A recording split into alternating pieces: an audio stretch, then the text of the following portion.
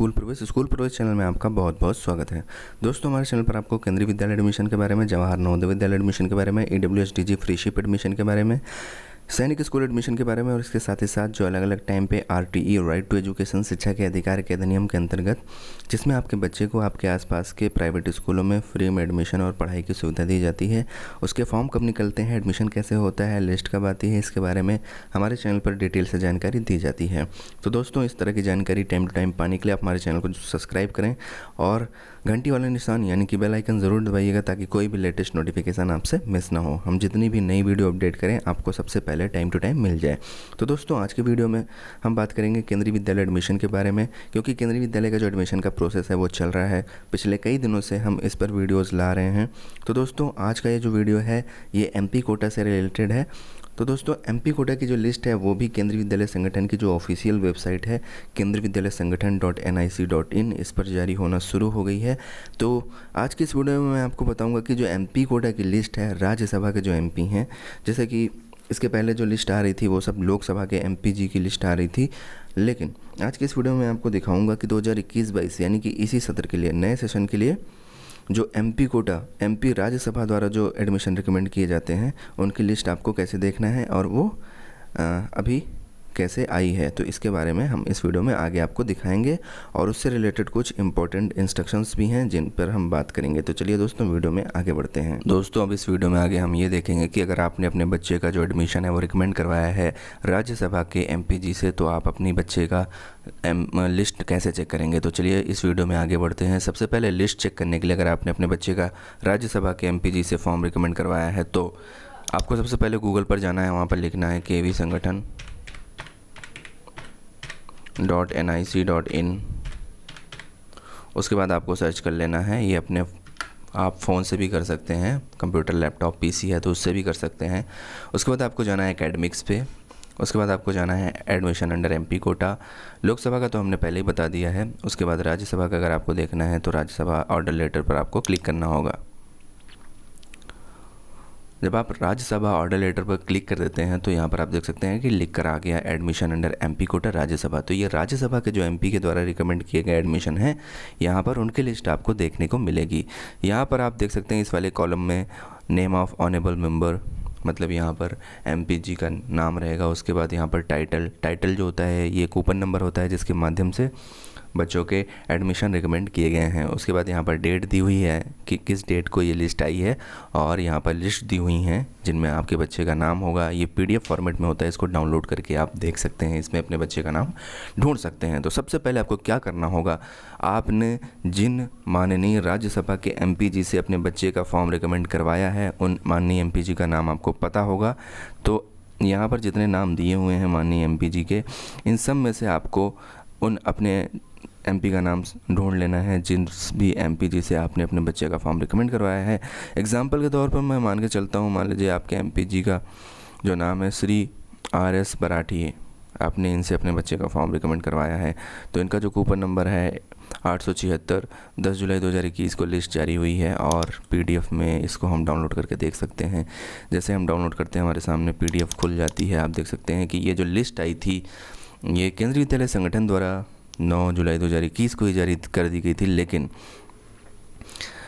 ये जो वेबसाइट पर अपडेट हुई है 10 तारीख को अपडेट हुई है। आप देख सकते हैं कि यहाँ पर mpkota@kvs.gov.in ये ईमेल भी दिया गया है। अगर आपको कोई क्वेरी है तो आप इस ईमेल पे ईमेल भी भेज सकते हैं और जानकारी ले सकते हैं। इसके बाद ये जो ऑर्डर नंबर होता है ये इंपॉर्टेंट होता है। अगर आप कोई भी जानकारी केंद्रीय विद्यालय संगठन से लेना चाहते हैं तो आपको ये ऑर्डर नंबर मेंशन करना होता है।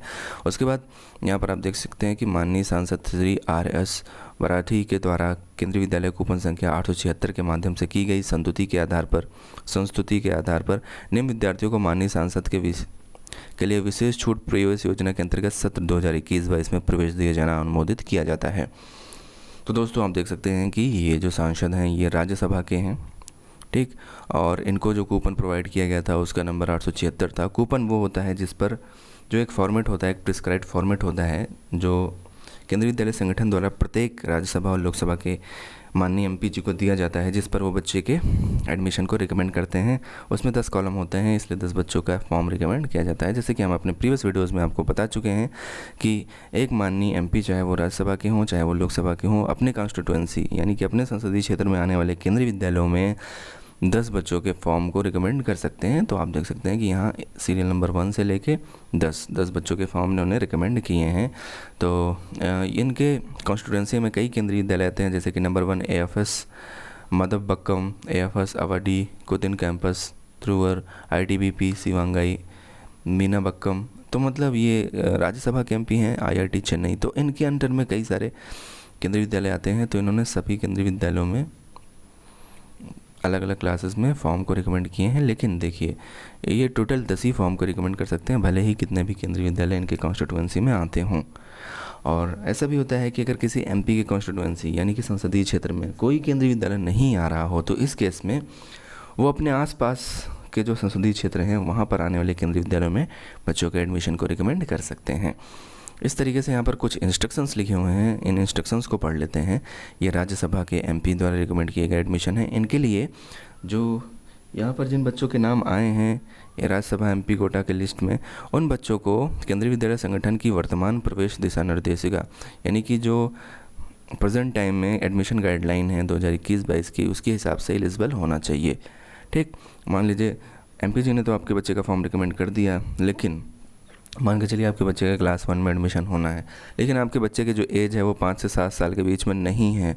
तो ऐसे केस में फिर आपके बच्चे का एडमिशन नहीं हो पाएगा, क्योंकि वो केंद्रीय विद्यालय संगठन द्वारा जारी किए गए ऑफिशियल गाइडलाइन के हिसाब से एलिजिबल नहीं है। तो भले ही एमपी जी ने आपके बच्चे का फॉर्म रिकमेंड कर दिया हो, लेकिन जो आपका बच्चा है वो केंद्रीय विद्यालय संगठन द्वारा जारी किए गए नए बिल्कुल लेटेस्ट एडमिशन गाइडलाइन के हिसाब से एलिजिबल होना चाहिए। इसके बाद ये जो एडमिशन होते हैं ये over and above the strength होते हैं। मान के चलिए किसी केंद्रीय विद्यालय के किसी क्लास के किसी सेक्शन में 40 सीटें हैं ना, वैसे 40 सीटें ही होती हैं, तो 40 सीटों के ऊपर भी एडमिशन हो जाते हैं। इनमें सीट से कोई मतलब नहीं होता। और जो केंद्रीय विद्यालय के प्रिंसिपल हैं उनको निर्देशित किया गया है कि जितने भी बच्चों के नाम आए हैं इस लिस्ट में, उन सभी के अभिभावकों को, उन सभी के माता पिता को बिना देरी किए हुए सूचना करें, ताकि वो टाइम टू टाइम एडमिशन ले सकें। और इसमें जो एडमिशन की लास्ट डेट है 31 अगस्त 2021 है।